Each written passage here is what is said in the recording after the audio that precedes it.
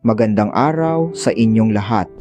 Sa gitna ng kaguluhan, mahalaga na tayo ay magbukas ng puso at isipan upang tuklasin ang importansya ng pananampalatayang Katoliko.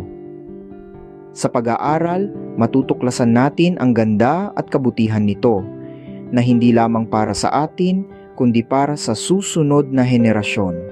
Samahan ninyo ako sa paglalakbay na ito tungo sa mas malalim na pag-unawa at pagmamahal sa ating pananampalataya. Maraming salamat at magandang araw sa inyong lahat. Ang doktrina ng Trinidad ay isa sa mga pinakamahalagang paniniwala sa Kristyanismo. Sa pamamagitan nito, ipinapakita ng simbahan ang kanyang pangunahing pag-unawa sa Diyos bilang isang pangalan ng tatlong persona, Ama, Anak, at Banal na Espiritu. Ang paniniwala sa Trinidad ay nagsasaad na mayroong iisang Diyos na may tatlong persona. Ang Ama, ang pinagmulan ng lahat ng bagay. Ang Anak, si Jesus Christ, na nagkatawang tao upang magligtas ng sangkatauhan. At ang Banal na Espiritu, na nagbibigay ng biyaya at gabay sa mga mananampalataya. Bagamat tatlo sila ay iisa sa substansya, kapangyarihan at kalikasan.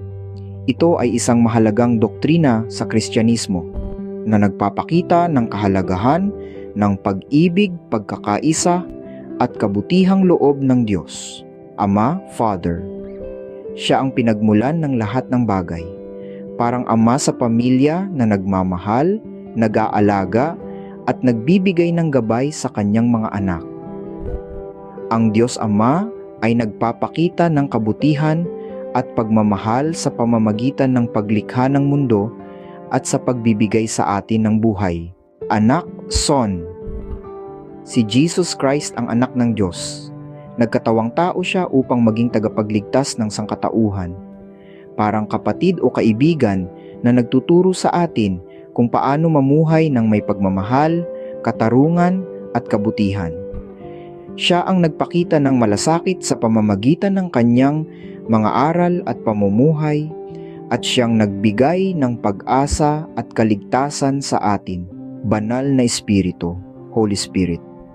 Ang Espiritu Santo na nagbibigay sa atin ng biyaya at gabay, parang inspirasyon o lakas sa ating puso na tumutulong sa atin na magpakabuti, magpatawad at maglingkod sa iba. Siya ang nagtutulak sa atin na maging mas mabuting tao at magkaroon ng mas malalim na ugnayan sa Diyos at sa isa't isa.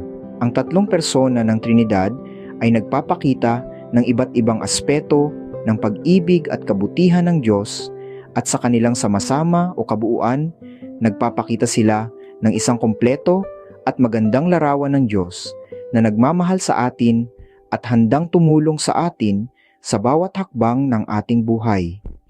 Ito ay hindi lamang isang konsepto, ngunit isang misteryo na nagpapakita ng kabutihan at kamahalan ng Diyos.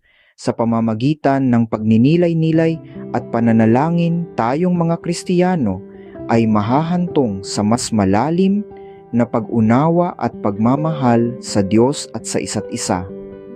Ang paniniwala sa Trinidad ay nagbibigay daan sa atin upang patuloy na magpakasakit sa ating espirituwal na paglago at paglalakbay sa pananampalataya.